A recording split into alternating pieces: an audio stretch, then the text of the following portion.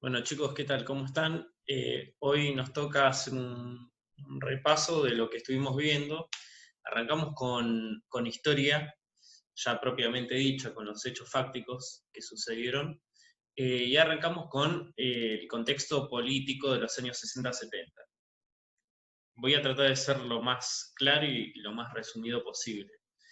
Eh, Hay un agotamiento del Estado benefactor en algunos países latinoamericanos, pero en general lo que ocurre es que hay una serie de medidas políticas que se van tomando con mucha influencia de Estados Unidos eh, en el contexto del Plan Cóndor.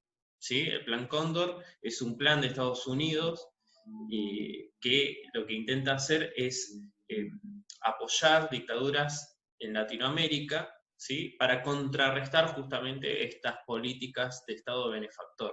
¿Sí? Estas políticas, como ustedes ya leyeron, tienen que ver con un Estado presente, un Estado grande, un Estado que esté atento a las dificultades de la sociedad, un Estado que satisface las necesidades de sus habitantes.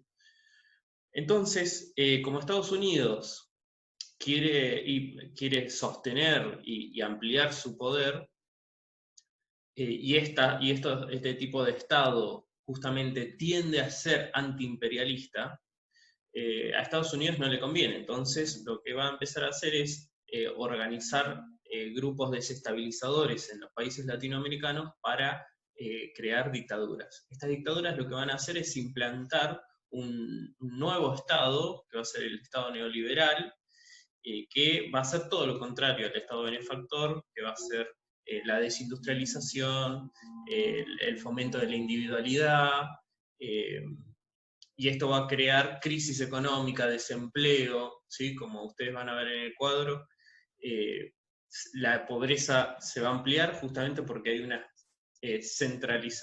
concentración de la riqueza, ¿sí? Pocas personas van a empezar a concentrar mucho capital y esto va a hacer que la mayor parte de la población caiga en la pobreza, ¿sí? Eh, y como todas las dictaduras, va a haber una gran represión justamente al descontento social que va a generar todas estas medidas neoliberales. Esto va a estar enmarcado en la Guerra Fría. ¿Sí? Estados Unidos y la Unión Soviética, que son los dos países más importantes de esta época, van a estar en conflicto. Ustedes ya vieron Guerra Fría el año pasado, si mal no estoy informado. Y Estados Unidos va a tratar de tener una política muy intervencionista en Latinoamérica para tratar, con la excusa justamente de tratar de que el germen socialista no se esparza en Latinoamérica.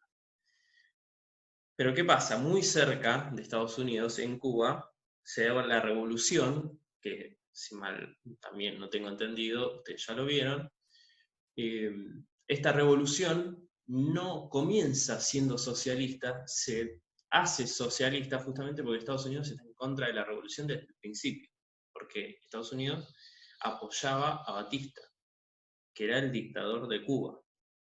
Entonces, cuando Estados Unidos le niega el apoyo económico al régimen de Fidel Castro, ahí es cuando se hace socialista y Fidel Castro empieza a buscar apoyo en la Unión Soviética, que la Unión Soviética va a ayudarlo hasta donde puede porque tiene sus propios problemas. ¿Sí? Entonces, ¿qué es lo que va a suceder en Cuba que hasta hoy también pasa?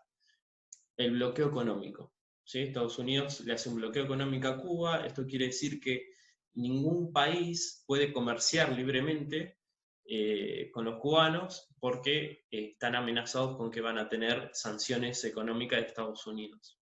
¿Sí? Y la verdad que todo el mundo quiere tener a Estados Unidos de su lado o tener buenas relaciones con Estados Unidos porque Estados Unidos maneja el sistema financiero mundial, ¿sí? Entre muchas otras cosas.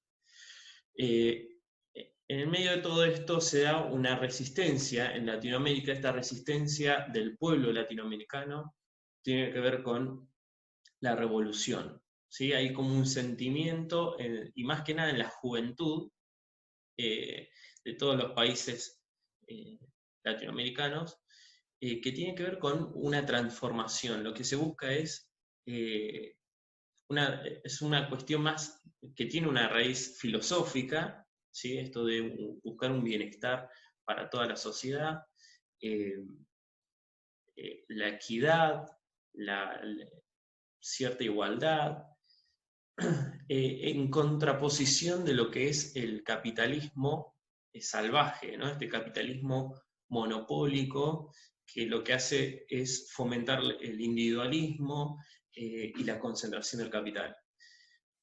Ahora, esta revolución esta idea de revolución que se va llevando en los jóvenes latinoamericanos, eh, va acompañado de un descrédito de la democracia, ¿sí? Entonces, ¿qué sucede? Se provocan conflictos porque hay un sector que propone el individualismo, que propone el conservadurismo, o sea, conservar la situación política económica como está, y hay otro gran sector, más bien popular, que busca todo lo contrario, que busca que este progreso económico sea repartido entre toda la sociedad, que no haya más pobreza, etc. Pero como ninguno de los dos cree en la democracia, porque el grupo 1 llega al poder mediante la dictadura y el grupo 2 ve que en las elecciones no se refleja su voto, entonces esto provoca que haya lo que muchos autores hablan, nombran como desinstitucionalización de los conflictos sociales. ¿Qué quiere decir? Los canales normales de la democracia liberal son, por ejemplo, el voto, ¿sí? Son el voto o las denuncias en las instituciones correspondientes, el Congreso, todo eso está descreído. O sea, la gente no cree más en eso. La gente no confía en las instituciones republicanas. Esto hace que los canales sean otros, los canales de expresión social sean otros, la violencia política, ¿sí? Para lograr el cometido uno no se postula como presidente o como intendente o en algún cargo público, sino que directamente agarra las armas, ¿sí? Y esto es de un lado y del otro, ¿sí? Si lo ponemos como bandos. Por un lado están los que ejercieron la dictadura, ¿sí? los que participaron de las dictaduras latinoamericanas, y por el otro lado están los jóvenes en su mayoría, o las personas que empezaron a formar movimientos guerrilleros de diferentes ideologías, los montoneros, la FAP, el ERP, que mediante atentados y un montón de otros delitos digamos, de diferentes formas de violencia, buscaban tomar el poder, ¿sí?